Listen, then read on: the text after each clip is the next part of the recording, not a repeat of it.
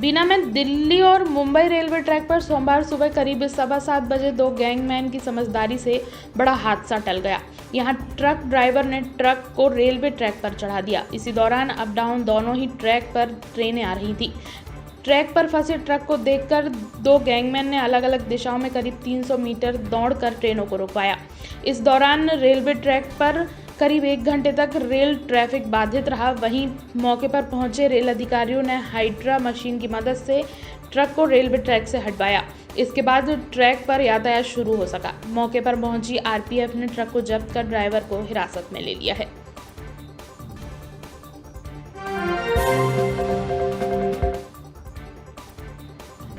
पत्नी के छोड़कर जाने से आहत पति ने अपनी जान देने का फैसला कर लिया। जेब में 2 पेज का सुसाइड नोट रखकर वह सागर ताल पर छलांग लगाने पहुंच गया। उसे सागर ताल की ओर जाते देख तो लोगों ने डायल 100 पर सूचना दे दी। सूचना की गंभीरता को समझते हुए डायल 100 मौके पर पहुंची और पुलिस जवानों ने युवक को कूदने से पहले रोक लिया। तत्काल उसे इंदरगंज थाना लेकर पहुंचे, जहां काउंसलिंग के बाद जब युवक सामान्य हो गया तो उसे परिजन के सुपुर्द किया गया।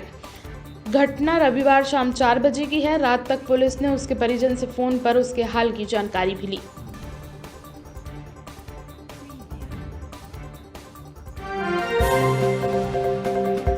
कोरोना से बचाने के लिए देश भर में लोगों को वैक्सीन लगाई जा रही है। सागर जिले में सबसे उम्रदराज 118 साल की वृद्धा ने कोरोना वैक्सीन लगवाई।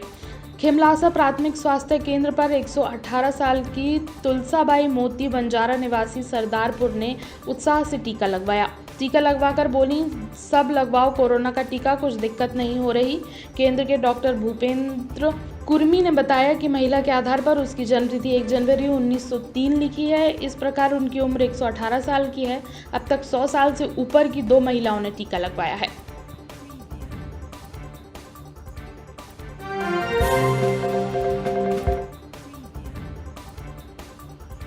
दमोह उपचुनाव से पहले ये अंदेशा था कि बीजेपी में खासी उठापटक होगी। जयंत मलैया की अनदेखी का फायदा कांग्रेस को होगा। कुछ इसी भरोसे पर कांग्रेस ने प्रत्याशी भी घोषित किया था कि मलैया परिवार की बगावत या फिर भीतराघात कांग्रेस की जीत का कारण बनेगा। पर मलैया ने जो चुनावी चाल चली है उसमें न सिर्फ कांग्रेस बल्कि बीजेपी भी फंसती नजर आ रही है। दमोह उपचुनाव में भाजपा से राहुल लोधी और कांग्रेस से अजय टंडन मैदान में है। बावजूद इसके सबसे ज्यादा चर्चा के केंद्र में कोई है तो वो है वरिष्ठ नेता जयंत मलैया। ये स्वाभाविक भी है क्योंकि मलैया दमोह ही नहीं प्रदेश के कद्दावर नेताओं में से हैं। उनके हर दल के नेताओं से मधुर संबंध है। ये पहला अवसर है जब वो मैदान में नहीं है। चर्चा में रहने की ताजा वजह उनका क्वारंटाइन हो जाना है। उन्होंने खुद कहा कि उनमें और उनकी पत्नी में डॉक्टर को कोरोना के लक्षण दिखे, इसलिए डॉक्टर की सलाह पर उन्होंने खुद को क्वारंटाइन कर लिया है।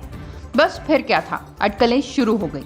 बहस छिड़ गई कि मलैया कोरोना क्वारंटाइन है या चुनावी। बहस स्वाभाविक भी है। लगातार जीत दर्ज करने वाले मलैया 3 दशक में पहली बार दमोह से चुनाव नहीं लड़ रहे। भाजपा ने कांग्रेस से भाजपा में आए राहुल को टिकट दिया है, लिहाजा मलैया के साथ उनके बेटे सिद्धार्थ भी नाराज हो गए हैं। जैसा कि भाजपा में होता है, पार्टी नेतृत्व ने उन्हें किसी तरह मना लिया। जयंत मलैया का नाम स्टार प्रचारकों की सूची में शामिल कर लिया गया। अचानक जब प्रचार अभियान ने गति पकड़ ली तो मलैया क्वारंटाइन हो गए। लिहाजा सवाल उठने थे और वो उठ भी रहे हैं। सबसे बड़ा सवाल यही है कि अपने समर्थकों को मैसेज देने के लिए ये चुनावी क्वारंटाइन तो नहीं, इस बहाने वो प्रचार अभियान से दूर तो नहीं रहना चाहते। बता दें, अब तक उनके परिवार में कोई पॉजिटिव नहीं आया क्योंकि कोरोना की उनकी जांच रिपोर्ट ही अब तक नहीं आई। अब अगर ये वाकई मलैया की चुनावी चाल है तो कहना बिल्कुल गलत नहीं होगा कि मलैया ने चुनावी बिसात को बेहद दिलचस्प बना दिया है। खबर तो ये भी है कि मलैया को चुनाव में मदद करने या फिर चुनाव तक भोपाल में ही रहने की नसीहत दी गई थी, पर कोरोना काल में मलैया ने क्वारंटाइन होकर पूरे चुनाव को ही आइसोलेट कर दिया है।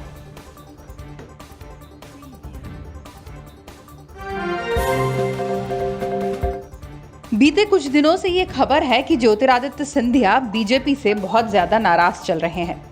कुछ समय पहले उन्हें इसी पार्टी में 1 साल पूरा हुआ। खूब खबरें आई कि सिंधिया ने बीजेपी को समझ लिया और उसके तौर तरीके सीख चुके हैं। इससे ज्यादा दिन नहीं बीते और खबर आ रही है कि सिंधिया बीजेपी में रहकर बीजेपी से ही नाराज चल रहे हैं। वजह है दमोह उपचुनाव, जिसमें सिंधिया पूरी तरह से दरकिनार नजर आ रहे हैं। उन्हें प्रचार के लिए कहा तो गया है, पर होर्डिंग, बैनर, पोस्टर सभी जगह से वो नदारद हैं। 5 राज्यों के विधानसभा चुनाव का भी यही हाल है, जिसमें सिंधिया का नाम बतौर स्टार प्रचारक तब सामने आया जब 2 चरण पूरे हो चुके थे। इन सब बातों का बार बार यही मैसेज जा रहा है कि सिंधिया बीजेपी में बुरी तरह साइडलाइन है। हालांकि खुद अपने सोशल मीडिया अकाउंट्स के जरिए एक्टिव दिखने की पूरी कोशिश करते हैं, पर पार्टी स्तर पर शायद उन्हें वो मौका नहीं मिल रहा जिसकी उन्हें चाहत है। यही वजह हो सकती है कि सिंधिया ने सीएम शिवराज सिंह चौहान को बिन मांगे सलाह दे डाली है। हाल ही में सीएम ने एक ट्वीट किया जिसमें मास्क और सोशल डिस्टेंसिंग की बात कही और लिखा कि कोरोना से लड़ाई में सबका सहयोग जरूरी है। इस ट्वीट को रीट्वीट करते हुए सिंधिया ने लिखा कि मैं आपसे सहमत हूं। अपने साथ साथ दूसरों की सुरक्षा सुनिश्चित करना जनप्रतिनिधियों की नैतिक जिम्मेदारी है। अंत में सिंधिया ने लिखा कि संकट के इस समय में हमको एक टीम की तरह कार्य करना चाहिए। इस टीम वाली लाइन को सिंधिया का सीएम के नाम एक मैसेज माना जा रहा है कि कोरोना के बहाने सिंधिया सीएम को एक टीम में बने रहने का हिंट दे रहे हैं।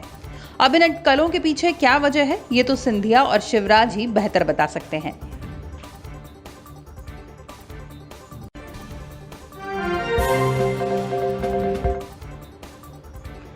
ज्योतिरादित्य सिंधिया के बेटे महाआर्यमन सिंधिया की शादी तय हो गई है।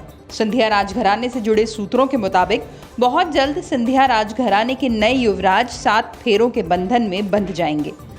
आपको बता दें कि सिंधिया के इकलौते बेटे महाआर्यमन सिंधिया की उम्र तकरीबन 25 साल है। येल यूनिवर्सिटी से वो अपनी पढ़ाई पूरी कर चुके हैं और अब पिता की राजनीतिक विरासत संभालने के लिए भी तैयार हैं। पिछले कुछ चुनाव प्रचार में वो ये साबित भी कर चुके हैं कि अपने बड़े महाराज माधवराव सिंधिया और अपने पिता ज्योतिरादित्य सिंधिया की तरह वो भी एक शानदार वक्ता हैं और जनता से कनेक्ट करने के तौर तरीके भी सीख ही रहे हैं।